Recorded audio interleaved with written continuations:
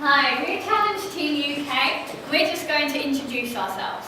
So my name's Lynette, I'm 22 and I'm from Southampton. My name's Melody, I'm 20 and I'm from Eastbourne. My name's Eva, I'm 25 and I'm from Nottingham. My name's Stephen, I'm 25 and I'm from Ashburn. So we're going around the UK with what we feel is a very important message. So we're here today to talk to you about sex. Now we hear about sex so much in the TV and media and magazines. I mean, sex is everywhere.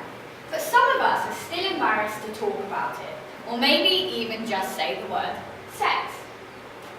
Now this is an interactive presentation, so we will ask you to take part, and we would really appreciate it if you volunteered for us. And also, listen while we're talking. Thank you. So now we're going to give you a question to think about. Have you ever stopped to ask yourselves, what is the purpose of sex? What is sex actually for? So, who can put up their hand and tell me some of the reasons why people have sex? Have babies. Okay, babies. Anything else? Good fun. Pleasure, fun, Exercise. exercise. Okay. So if we think about it then, some of these reasons we've talked about are short-term and some of them are long-term and long-lasting. Now a lot of young people think, I'm ready to have sex, why should I wait? Well, you might be ready for some of the short-term reasons, like the physical pleasure and the fun, but have you really stopped to consider the long-term reasons, like taking responsibility for your own child or creating a lasting emotional attachment to someone? After all, sex lasts just a short time, doesn't it? Babies last a lifetime. And what about love? Is that not meant to be lasting? So the long-term purposes of sex then are making love and making life. Okay, so because of these long-term purposes then, making love and making life, the choice to have sex can lead to all sorts of consequences. And now you probably all have a lot of choices to make. What GCSEs, whether to drink, to smoke, and what sports you play. But actually, and it's a good thing, we are taught to say no to drugs and alcohol. But could it also be a good thing to say no to sex? So in this presentation, we're going to be looking at why choosing to wait to have sex can be a good idea. After all, it's just like any other choice we make in our relationships now. They can affect our future. Okay, so research from different studies show that if 100 sexually active teenagers start out the year having sex using condoms as contraception, 16 of them will get pregnant. That's 16%, or 1 in 6, just like rolling a dice. So to demonstrate this, we're going to play a quick game. So if anyone would like to volunteer for us, that would be great. Yes. Great. Yeah, sorry guys.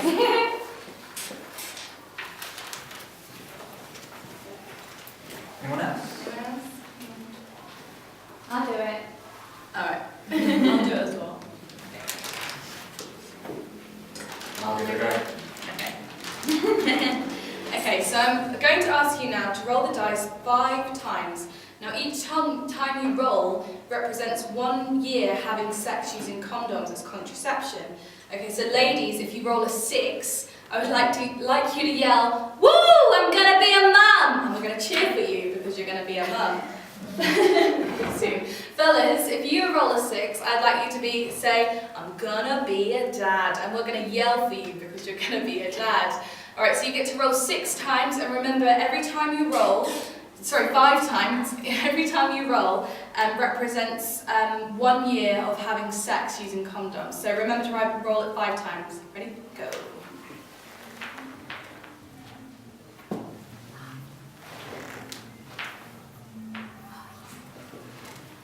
I'm gonna be a dad! Woo!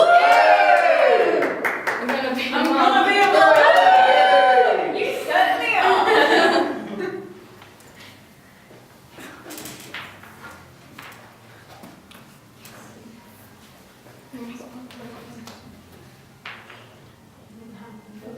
I'm gonna be a dad!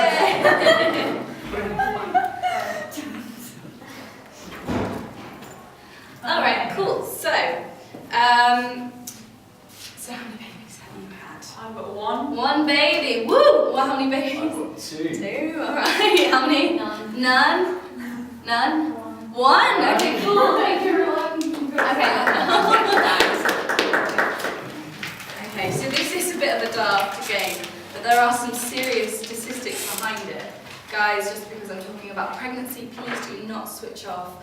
Because if the girl gets pregnant and she decides to keep that baby, you could be financially responsible for them until they are 18 years old. Just like in the dice game, you're always going to be taking a chance. It may happen several times or none at all. A 16% chance. Remember, pregnancy changes your life forever. So you might be thinking, what about contraception? I thought that was meant to stop pregnancy. Well, Great Britain is one of the biggest users of contraception in the whole world, and yet we still have the highest rate of teen pregnancy in Western Europe. So let's talk about it. Can anyone here tell me what sex using condom is called? Safe sex. Safe sex, that's the one I'm looking for. And does anyone here think that a condom is 100% effective? No. No, it's not. In fact, safer sex is now the more widely accepted term. So why is this? Firstly, the condom manufacturer has a failure rate of 1 to 2%, and this is when the condom is used correctly and consistently. But we are only human. We can make mistakes. Therefore, the user failure rate is more like 15 to 18%. And this isn't really down to the condom's design, but more the responsibility of those using the contraceptive. So again, what's the reasoning behind this? But it's because sex sells, and we buy into it. But the truth is something else altogether.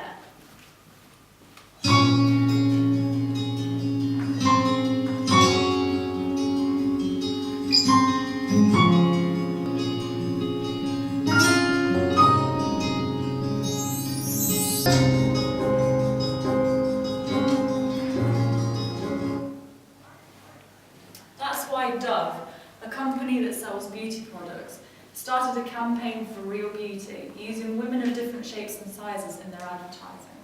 They surveyed thousands of women across the world, and they discovered that only 2% of these women would describe themselves as beautiful. 2%. It's not really surprising that young people struggle with self-esteem when they've got those sorts of images of perfection to base themselves on. And another survey by Bliss magazine surveyed that over half the teenage girls who said they wanted to lose weight were not even overweight in the first place. I only strongly encourage you to talk to someone you know, or if you haven't done so already. But it is important to know that your sexuality is a gift, to freely give to the person that you choose. If you feel it hasn't been taken away, if you feel it has been taken away, it hasn't, because it hasn't been freely given, so therefore it is still yours to give. Saving sex for marriage is not easy, but there are ways you can help yourself, such as keeping your wits about you. Drugs and alcohol may boost your self-confidence, but they can also make you lose your self-control, and therefore do things you wouldn't normally do, which can then lead to regret. It takes a strong person to say no to that kind of peer pressure, and please do remember that the choices you make now can affect you in the future. So I hope we've made it clear. We're definitely not anti-sex. Like you, we believe that sex is a really good thing. We're not saving sex out of fear either, but we're saving it because we believe that it's something that is worth waiting for. Saving sex for marriage builds self-confidence and self-esteem. You don't have to be who anybody else wants you to be. You can be happy just being yourself and wait for that person that loves you enough to wait. Saving sex for marriage means you can enjoy real romance. Isn't that what romance is? Expressing love in non-sexual ways? Love is so much more than a sexual feeling. It's the decision to take care of and want what's best for the other person. It is the opposite of using someone for sex. Okay, so you can say yes to sex or no to sex. No one can make that decision for you, but you might deeply regret saying yes. You'll never regret saying no. You can't go back and change the past. You can start now. Change the future. I Okay, cool guys. If you have any questions or anything like that, you can find us on Facebook under Challenge Team UK. We've also got an email and a Twitter account. Alright, thank you very much. You've been a great audience.